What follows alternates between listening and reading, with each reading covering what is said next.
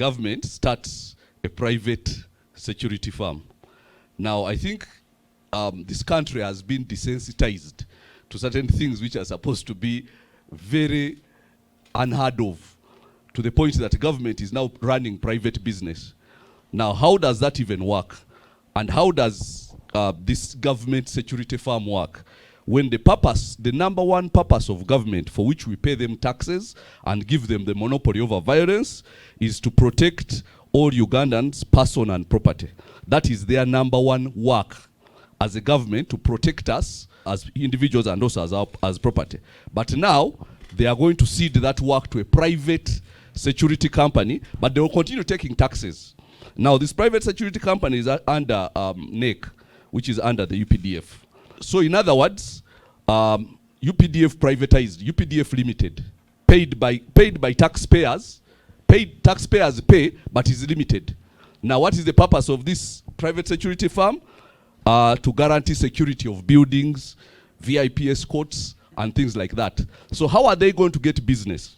If government was to do its work properly and secure all Ugandans and make sure that we are secure, this private security firm would not have any business, because all of us would be secure and would have no need to pay money for a private security firm. So how is government going to ensure that their private security firm gets business? By absconding on their duty of actually securing all Ugandans. Now, how is this even possible that government starts a private? The word government and private are not supposed to be used in the same sentence. Government is public. Private is private. So now, when they start this, how are the profits going to be used? Because if it's private, then people are going to pay. So how are the profits going to be put in government coffers, that this is the money we made from our private security firm? How is this going to work? Besides, I remember in the mid-90s, when Museveni had just caught the bag of privatization, the number one mantra he said, everywhere he went, government is not good at doing business, so therefore we should sell these businesses. So all government parastatals were sold because government is not good at doing business. Now, even the security arm of government is being privatized. So in other words, government has been privatized. So now we do not, and I told you this before, that the country is being taken by individuals. How can government, which is supposed to secure all of us, and it takes trillions of shillings to secure all of us, start a private security company? Which means they are not going to do their work. That's the only way they can have clients for their security company.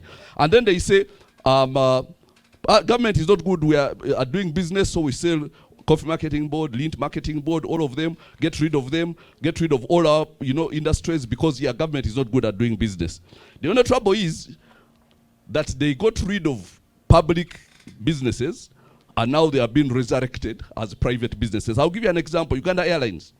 Uganda Airlines was closed because apparently it was losing a lot of money back then.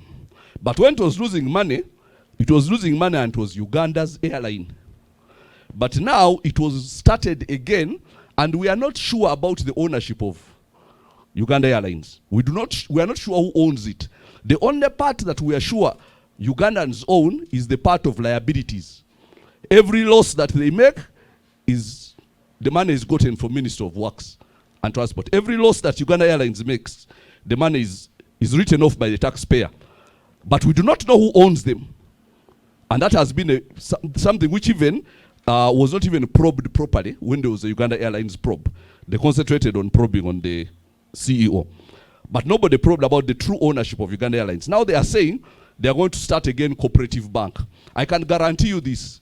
The only part of cooperative bank which is going to be owned by Ugandans is the part that involves spending money. It's going to be capitalized by taxpayers. It is going to be set up by taxpayers. If it makes any profits, I can guarantee you those profits are not going to be for the country. They are going to be for individuals. And that is the same as Uganda Airlines. That is the same as all these other businesses that come and apparently belong to government, including this security firm, which is the most controversial of them all. Because this is UPDF Limited. But how do you take trillions of shillings for securing Ugandans, and then you start a private security firm to do the same thing, for which people are going to pay? So if I decide I'm VIP and I need escort, I pay money. But they are supposed to, I'm paying taxes also. So how is this even possible? Now, what we are seeing right now is the country being turned over to individuals.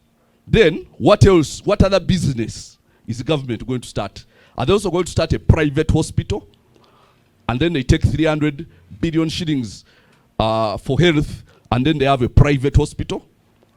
Is government also going to start private schools? And then they take billions, hundreds of billions for educating Ugandans, yet they have a private school? So, I mean, what other businesses is government going to start? How can government be starting businesses which are private?